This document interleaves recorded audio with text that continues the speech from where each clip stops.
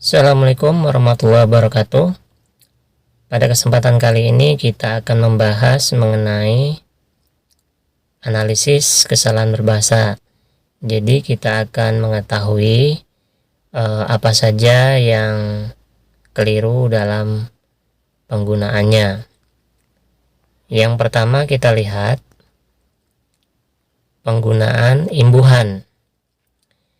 Jadi ketika ada imbuhan men, maka dia akan bertemu dengan kata dasar yang berawalan C, D, T, J. Jadi kalau kata dasarnya cuci, maka ketika bertemu imbuhan akan menjadi kata mencuci. Kalau dia ada kata tari, bertemu dengan imbuhan men, maka dia akan menari, T-nya akan luluh, dan seterusnya. Kemudian ada imbuhan meng, akan bertemu dengan kata dasar yang berawalan H, K, G. Misalnya kata menghukum, itu kata dasarnya adalah hukum yang diawali huruf H. Kemudian kata bantu akan bertemu dengan imbuhan mem, maka akan menjadi membantu. Untuk huruf S, kata dasar yang diawali huruf S itu akan bertemu dengan imbuhan men. Misalnya kata sapu, menyapu, sulap, menyulap, dan seterusnya.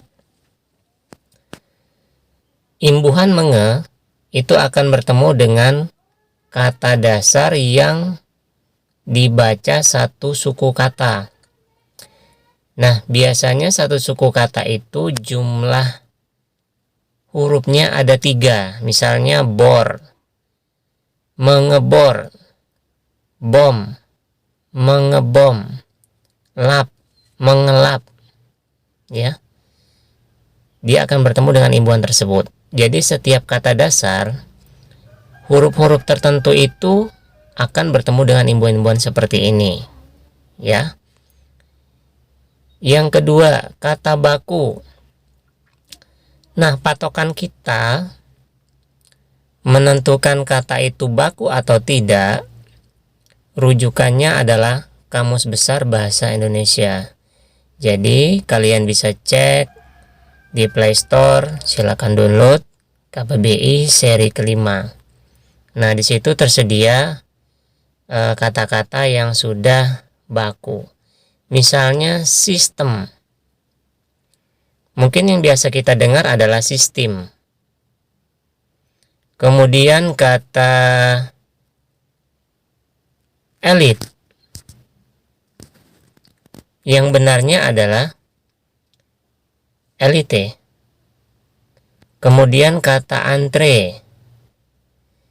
Yang biasa kita dengar antri, ternyata itu salah. Yang benar adalah antre.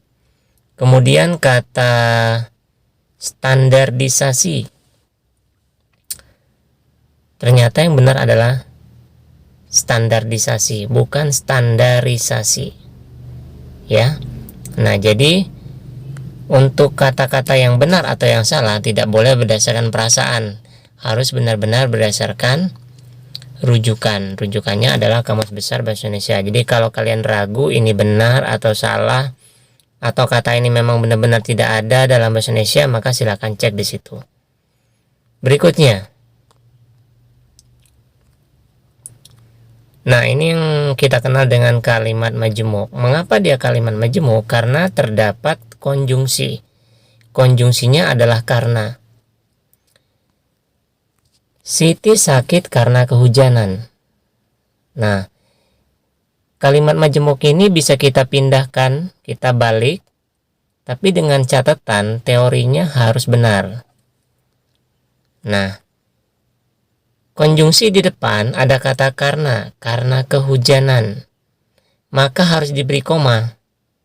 Siti sakit, karena posisinya anak kalimatnya ada di depan.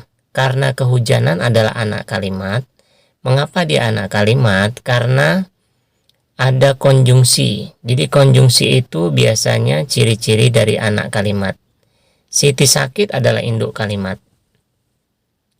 Ya. Nah, ini sudah kita bahas di materi-materi sebelumnya, silakan dibaca lagi. Kemudian penggunaan kalimat langsung.